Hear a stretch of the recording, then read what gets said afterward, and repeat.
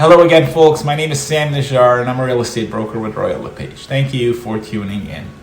How are you feeling about the real estate market these days? Sales went up last month, but not by much, and fall has certainly not brought the typical seasonal lift in the number of homes exchanging hands, which is a clear indication that our housing market continues to adjust to higher borrowing costs. Inflation has been a challenge. Sales have been dropping because of the economic uncertainty and rising interest rates. And while still historically low, the overnight rate has gone up 6 times since March of this year to 3.75%, with additional rate hikes expected as the Bank of Canada continues to attempt to control inflation. Home prices usually follow sales numbers, which means we may see further softening in the final days of the year. However, with demand and supply falling together, there should be limited downward pressure on prices going forward. What do I think will happen with interest rates going forward? The monetary policy of the Bank of Canada and other banks around the world of increasing interest rates is a proven way historically. Raising interest rates is a necessary evil because the longer-term effects of prolonged inflation are much worse on any country. Unfortunately, with this monetary policy come the pains of higher borrowing costs, a slower real estate market, a slower economy, and more vacancies in the labor market. But I'm here to tell you that we're close to nearing the end of these interest rate hikes. Here's why. There are indicators we're now headed in the right direction. Inflation is trending downwards and supply chain challenges are easing. The Bank of Canada only raised interest rates by 0.5% in October of 2022, which was last month, even though the grounds were laid for it to increase it by more. Obviously, they are worried about raising rates too much, as this would significantly impact the economy in a negative way. The Bank of Canada knows inflation is a lagging indicator and it takes time to see the real impact of its policy on it. The Bank of Canada will likely increase interest rate by about 0.25% in December and pause to assess the overall impact these hikes have had on the economy.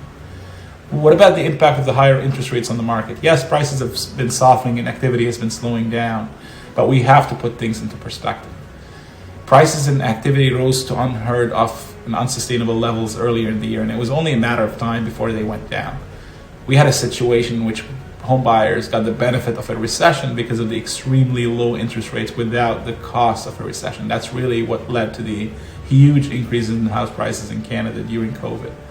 What we're seeing now is not a crash. It's not a free fall by any stretch of the imagination. Once interest rates stabilize, buyers and sellers will adjust to the new reality of the higher borrowing costs, and we'll see more buying and selling activity. The fundamentals of our market are extremely strong. The supply issue is still very much alive, and there aren't enough homes for the people here and coming from abroad. The federal government recently recommitted to bringing in more people over the next few years, and these people will need a place to live in. Many of these people are skilled individuals with high-paying jobs, and they'll want to buy at some point in the near future. In a tight supply and high-demand environment, prices are bound to go up again, albeit at more predictable and controllable levels with the higher borrowing costs. Will interest rates go down again? Yes, they will. They'll probably go down again, but not before early 2024, and certainly not to the low levels we experienced during the pandemic. Where do I think the opportunities are now? With prices down, I still maintain there's an opportunity for the savvy investors and the first-time home buyers to take advantage of the lower prices before they're gone. There are deals out there, especially with some sellers having to sell because they've already bought or are going through a life change. And the rental market is also heating up with fewer people buying, so there's more reason for the savvy investor to jump in now. By now, we may have reached the bottom. Prices seem to have plateaued, and unlike in the beginning of the year when it was a red-hot seller's market, you can now negotiate and include conditions in your offers. That's it for now. Thank you for tuning in. I hope you found this information helpful.